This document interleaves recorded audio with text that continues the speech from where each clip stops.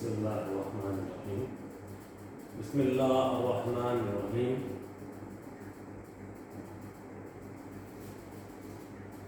Be a first year غزل کے مقبولیت کے اسباب۔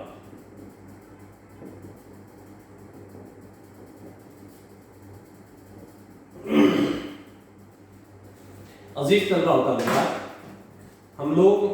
دراصل غزل کے مقبولیت کے اسباب پر پچھلے حصے میں گفتگو کر رہے تھے۔ ہم نے غزل کے فنی مقبولیت کو پیش نظر رکھا۔ آئیے ہم کل احتشام حسین کے اس تاریخی جملے کی طرف جس نے غزل کے تاثر کو بہت جامعیت بخشی اور غزل کی مقبولیت میں اور غزل کی اس ترقی و ترویج میں اہم رول ادا کیا، وہ جملہ تھا کہ غزل اردو ادب کی آبرو ہے، غزل اردو شاعری کی آبرو ہے۔ یقیناً احتشام حسین نے جس غزل کے پس منظر میں یہ ساری گفتگو کی، یہ بات کہی کہ غزل اردو شاعری کی آبرو ہے، تو آج ہم کو معلوم ہوتا ہے کہ یقیناً غزل نے اپنا مقام کو بنایا ہے کہ غزل عربی سے فارسی اور فارسی سے اردو میں آنے کے بعد اردو غزل نے عالمی ادبیات پر جو اثر ڈالا اور اردو غزل نے عالمی ادبیات میں جو اپنا مقام بنایا اور اردو غزل نے عالمی ادبیات میں اپنا جو تشخص بنایا ہے، وہ اردو غزل ہی کی دیر ہے۔ آج اردو غزل مہاراشٹر میں بولی جانے والی مقبول ترین زبان مراٹھی کے اندر لکھی بولی جا رہی ہے اور فلموں میں گائی جا رہی ہے، بلکہ کم و بیش ہندوستان کی ہر اس بڑی زبان میں غزل بولی اور لکھی اور فلموں کے ذریعے سے اور اسٹیج کے ذریعے سے پیش کی جا رہی ہے، جو ہندوستان کی معتبر زبانیں ہیں، جیسے تیلگو ہو گیا، تمل ہو گیا، ہندی ہو گیا اور مراٹھی ہو گیا، فارسی ہو گیا، یہ ساری زبانوں میں غزل بولی لکھی جا رہی ہے۔ اور تعجب کا مقام یہ ہے کہ اب تک اردو ادب کے اندر جتنے اصناف نثر اور اصناف شعری داخل ہوئی ہے، ان سب پر انگریزی ادب کا اثر رہا ہے۔ اگر ہم نثر کے اعتبار سے کریں تو ہم کہتے ہیں کہ داستانیں اردو ادب کا سرمایہ تھا۔ داستانوں کے بعد ناول آئی تو انگریزی ادب سے متاثر ہو کر آئی ہے، ناول کے بعد افسانہ آیا تو انگریزی ادب سے متاثر ہو کر آیا ہے، افسانے کے بعد اگر افسانچہ آیا تو انگریزی یا پھر کاکا نگاری آئی ہے یا صحافت آئی ہے، جتنی بھی چیزیں ہیں کہیں نہ کہیں انگریزی ادب سے متاثر ہو کر اردو ادب میں داخل ہوئی ہے۔ لیکن غزل وہ واحد صنف سخن ہے جس کو من و ان ہو بہو عالمی ادبیات نے قبول کیا ہے۔ اب یہ بات کہی ہے کہ اگر ہم عالمی ادبیات میں غزل کا تعلق اور عالمی ادبیات میں غزل کا فن اور عالمی ادبیات میں غزل کے موضوعات کا جائزہ لیں تو ہم کو معلوم ہوگا کہ غزل جہاں جمالیات کا عنصر لیے ہوئے اپنے تشخص کی بقا کے ساتھ اردو ادب میں موجود ہے، اس میں کہیں نہ کہیں دیگر زبانوں کے لہجوں، دیگر زبانوں کی تہذیب، دیگر زبانوں کے تمدن نے غزل میں کچھ نہ کچھ رد و بدل کیے ہیں۔ بہرحال یہ ہمارا موضوع نہیں ہے، موضوع تو ہمارا یہ ہے کہ غزل کی مقبولیات کے اسباب کیا رہے، تو ہم کو یہ معلوم ہوتا ہے کہ احتشام حسین نے جس پس منظر میں کہا تھا کہ غزل اردو ادب کی آبرو ہے، وہ کیا تھے اور غزل نے اتنی مقبولیت کیوں حاصل کی۔ جیسے غزل کے لیے کہا گیا کہ غزل صرف حسن و عشق کی باتیں کرتی ہے، تو غزل نے بدلتے زمانے کے ساتھ حسن و عشق کے پیرائے سے آگے نکل کر زندگی کے ہر اس مسئلے کو اپنے اندر بیان کیا ہے جو فرد واحد سے لے کے اجتماعیت تک، ایک فرد واحد سے لے کر ایک سماج کی ترجمانی کرتا ہو، جو ذات سے لے کر کائنات کی ترجمانی کرتا ہو، جو خالق سے لے کر مخلوق تک کا سفر کرتا ہو، یہ سارے موضوعات غزل نے اپنے اندر سمیٹ لیے۔ اب جو اعتراض تھا کہ غزل صرف حسن و عشق کی باتیں کرتی ہے، محبوب کی باتیں کرتی ہے، نام انداز کی باتیں کرتی ہے، اس سیناریو کو، اس پس منظر کو، اس موضوع کو، اس الزام کو غزل نے بدلتے زمانے کے ساتھ یکسر رد کر دیا. یا یوں کہیے کہ یہ کہا جاتا تھا کہ غزل کے اندر اگر کوئی بات کہنی ہو تو عشق کے پردے میں، حسن کے پردے میں، جمالیات کے پردے میں ہی کہنا ہوگی. لیکن اس بات کو بھی غزل نے یکسر مسترد کر دیا. غزل نے بدلتے زمانے کے ان تمام رویوں کو، بدلتے زمانے کی ان تمام تبدیلیوں کو، بدلتے زمانے کے ان تمام رجحانات کو، بدلتے زمانے کے ان تمام تحریکات کو اپنے اندر ضم کیا. یا غزل ان تمام رویوں کو سمجھتے ہوئے غزل کے شعراء نے زمانے کے تقاضوں سے ادب کو اور خصوصاً غزل کو ہم آہنگ کیا ہے. اگر یہ الزام مان لیا جائے کہ غزل صرف حسن و عشق کی باتیں ہیں تو آج کی غزل یکسر یکلفظ اس کو مسترد کر دے گی. ہاں، ابتدائی دور کی غزلیں یقیناً اس قسم کی تھی جب حسن و عشق کے علاوہ کوئی بات نہیں تھی، اور غزل کا بنیادی موضوع جو حسن و عشق ہے، جو نزاکت اور نفاست غزل کا حصہ ہے، وہ غزل سے دور نہیں کیا جا سکتا. اور غزل کی خوبصورتی اور غزل کی مقبولیت کا بنیادی وجہ بھی یہ ہے کہ غزل کی جمالیات غزل کی بنیادی وجوہات میں سے ایک وجوہ ہے.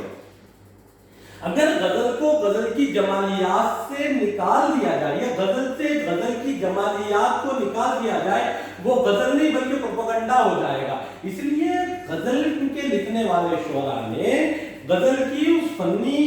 لوازم کو، فنی نزاکتوں کو اور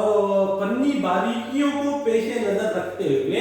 آنے والے بدلتے ہوئے رجحان کو، بدلتے معیار کو اور میزان کو پرکھا اور اپنی بات کو کہی ہے. اور ان ناقدین کو جو غزل کو مسترد کرتے تھے، یہ لفظ خاموش کر دیا کہ غزل صرف حسن و عشق نہیں بلکہ غزل ایک وقت میں فلسفے کا بھی بیان کرتی ہے. جیسے غالب نے کہا کہ بازی چاہے اطفال ہے دنیا میرے آگے، ہوتا ہے شب و روز تماشے میرے آگے. اور یہ بھی کہا کہ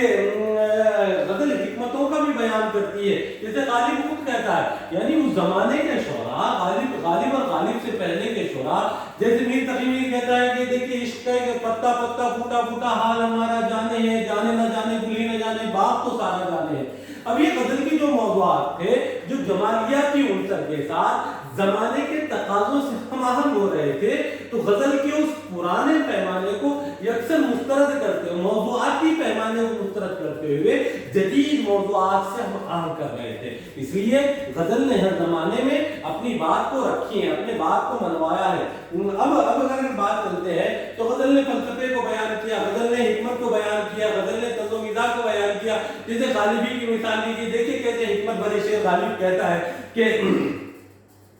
موت کا ایک دن معین ہے نیند مگر رات بھر کیوں نہیں آتی، آگے آتی کہ ہار دل پر ہنسی اب کسی بات پر کیوں نہیں آتی، کعبہ کس منہ سے جاؤ گے غالب شرم تم کو مگر نہیں آتی. یہ کیسی غزل ہے؟ یہ غزل میں کہاں محبوب ہے، کہاں عاشق ہے، کہاں معشوق ہے، کہاں ناز ہے، کہاں انداز ہے، کہاں بال ہے، کہاں زلف ہے، کہاں محبوب کی جدائی ہے، کہاں رقیب ہے. یہ ساری چیزیں تو اس غزل کے اندر کہیں نظر ہی نہیں آتی. ہاں، جو نظر آتا ہے وہ یہ ہے، جو نظر آتا ہے ایک حکمت کا بیان ہے کہ شاعر یہ کہہ رہے ہیں کہ انسان جانتا ہے موت آنے والی ہے، موت اٹل ہے، موت سب سے بہترین سچائی ہے، موت سے بڑھ کر اور کوئی دنیا کی سچائی نہیں. موت کا ایک دن معین ہے نیند مگر رات بھر کیوں نہیں آتی، آگے آتی کہ آنے دل پہ ہنسی اب کسی، جب تک موت جوان تھے کلیاں اڑاتے تھے، آگے آتی اب کسی بات پر نہیں آتی. اب یہ جو شعر ہے، یا پھر کعبہ کس منہ سے جاؤ گے غالب شرم تم کو مگر نہیں آتی، کیا شعر کہہ دیا غالب نے کہ زندگی پوری گناہوں میں ڈالی، اب موت کا وقت قریب آیا، بوڑھے ہوئے تو کعبہ کس منہ سے جاؤ گے غالب. یہ جو اشعار ہیں یہ غالب کی غزل کے اشعار ہیں. اور یہ جو فلسفہ اور حکمت غالب نے غزل کے موضوعات میں اتنا سادہ اور سلیس انداز میں جڑ دیا کہ آنے والوں کے لیے غزل کی راہیں اور ہموار کر دی. طنز و مزاح کا دیکھیے غالب کس طریقے سے غزل میں طنز و مزاح کو موضوع بناتا ہے کہ ایسی جنت کا کیا کرے کوئی جس میں لاکھوں برس کی حوریں ہوں. کتنا عجیب شعر ہے. کہا کہ جنت ہزاروں سال پہلے بنی ہے، دنیا کے بننے سے ہزاروں سال پہلے جنت بنی، اس میں حوریں بنی ہیں، آدمی 60-70 سال کی زندگی یہاں گزارے. دنیا کے ہزاروں سال کے بعد دنیا میں آئے پھر مر جائے پھر ہزاروں سال کے بعد وہ حور ملے. بتاؤ جنت اور حور کی عمر کتنی ہوگی؟ ایسی جنت کا کیا کرے تو جس میں لاکھوں برس کی ہوئے. تو غالب جیسے شخص نے جو غزل کے میدان کو وسعت دی اور جو مقبولیت کی معراج کو پہنچایا ہے اور جو مقبولیت کی معراج کو پہنچایا ہے اور غزل کے موضوعات میں جو فلسفہ، حکمت، ظرافت، زندگی کی اخلاقیاں، رقابت، یہ جو ساری چیزیں سماجی زندگی، معاشرتی زندگی، یہ جو سب چیزیں آدمی کے درد کو، آدمی کی طرف کو، آدمی کی ضرورتوں کو جو غزل نے جب پیش کرنا شروع کیا تو غزل نے زمانے کے ساتھ چلنے کے فن کو سیکھ لیا، جس کی وجہ سے غزل اپنی حدودوں سے نکل کر مقبولیت کے مدارج کو پہنچ گئی. اور اگر ہم بات کرتے ہیں کہ جو ایک تحریک اردو ادب میں شروع ہوئی جو کہ ترقی پسند تحریک کہلائی، جس نے ادب، سماج، فنون، تہذیب، تمدن، مذہب، ہر نظام پر زد کیا اور ہونے والی سماج اور معاشرے کے اندر جو تبدیلیاں ہیں ان تبدیلیوں کے پیش نظر ایک نئی سوچ، ایک سائنٹیفک اپروچ جو ادب اور سماج کو دیا، وہ سائنٹیفک اپروچ نے آدمی کو، انسان کو، ادیب کو، شاعر کو اس بات پر مجبور کیا کہ وہ انسان کے مسائل کو، انسان کی ضرورتوں کو، انسان کی حاجتوں کو اپنے ادب کا وسیلہ بنائے. اب اگر ہم دیکھتے ہیں کہ یہ بات معلوم ہوتی ہے،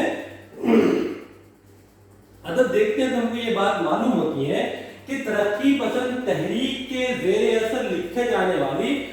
شاعریوں یا پھر نثر ہو، یہ دونوں چیزیں انسان سے وابستہ مسائل کی ترجمانی کرتے ہیں. اگر ہم یہ کہیں کہ جہاں پر ادب جمالیات کو لیے ہوئے ادب برائے ادب کی ترجمانی کرتا تھا، ترقی پسند تحریک نے ایک ایسا طوفان مچایا ادب برائے زندگی کے نام سے کہ ادب برائے ادب ہی نہیں بلکہ ادب کو برائے زندگی ہونا چاہیے، زندگی کا ترجمان ہونا چاہیے. جب یہ حکمت اور یہ فلسفہ، یہ نعرہ جب ادب برائے زندگی کا اردو ادب میں آیا تو غزل نے بھی اس کی طرف اپنی میدان کو بڑھایا. اور جب غزل شعر کہنے پر آئی، جب غزل نے اپنے موضوعات کو باندھا تو پھر یہ مسائل بھی پیش ہوئے کہ نہ جانے بادلوں میں کیا سازش ہوئی، میرا ہی گھر مٹی کا تھا، میرے ہی گھر بارش ہوئی. پھر یہ مسائل بھی پیش ہوئے کہ کچھ آرزو نہیں ہے، بس آرزو یہی ہے، رکھ دے ذرا سی کوئی خاکے وطن کفن میں. پھر یہ بات بھی غزل کے اندر آئی کہ غزل کا شاعر جہاں کہتا ہے کہ کسی کے حصے میں مکہ آیا، کسی کے حصے میں دکان آئی، میں گھر میں سب سے چھوٹا تھا، میرے حصے میں ماں آئی. پھر یہ رشتے ناتوں کی یہ شعر بھی آئے کہ میں گنگنا رہا تھا ایک فقیر یہ صدا، دھوپ رہتی ہے نہ سایہ دیر تک. یا پھر رشتے ناتوں کی یہ بھی شعر تانے بانے بنتے ہوئے نظر آئے کہ یا پھر زندگی کی حقیقتوں کی یہ شعر بھی تانے بانے بنتے نظر آئے کہ موت کہی ہے، مرنے کے بعد ایک قطع اور کروں گا، مرنے کے بعد ایک قطع اور کروں گا، سب لوگ چلیں گے پیدل میں کھاندے پہ چلوں گا. یا پھر یہ شعر بھی بہت ہی منہ بولتا وسیم بھرویلی کا زندہ جاوید شعر کہ کون سی بات کب کہاں کہی جاتی ہے، بولنے کا سلیقہ ہو تو سنی جاتی ہے. یا پھر یہ بھی شعر جو آج کے بہت ہی بڑے حادثے کی ترجمانی غزل کے ذریعے شبین عادل کر گئی کہ جب بھی تم لکھو کالی رات لکھ دینا، بس لفظ سے فقط گجرات لکھ دینا. یہ زندگی کی حقیقتوں سے جب آنکھ غزل نے ملائی تو غزل نے انقلابی تبدیلیاں ہوئی. غزل نے اپنے مقبولیت کے وہ جو مدارج طے کیے وہ صرف اردو ادب ہی تک محدود نہیں رہے بلکہ عالمی ادبیات پر اثر انداز ہوئے. ہندی، اردو، جتنی ساری زبانیں، ہندوستان کی قریب ترین زبانیں، بڑی سے بڑی زبانیں جو کہی جاتی تھی، ان زبانوں میں غزل نے اپنی بات کو منوایا. تو غزل کی مقبولیت کے اسباب میں سے غزل کا فن اور غزل کے موضوعات، غزل کی جمالیات اور غزل کا اظہار، غزل کے موضوعات اور غزل کا پیرایا، शायर की हिकमतें, ये सारी चीज़ें वो बुनियादी चीज़ें हैं जिसने उर्दू अदब में गज़ल को मकबूलियत के, उर्दू अदब ही में नहीं बल्कि आलमी अदबियात में गज़ल को तरक्की व तरबीज के और मदारिज पर पहुँचाया, जो इससे पहले किसी असनाफ़ शेरी को, या मैं समझता हूँ किसी और असनाफ़ शेरी को मुयस्सर नहीं आई।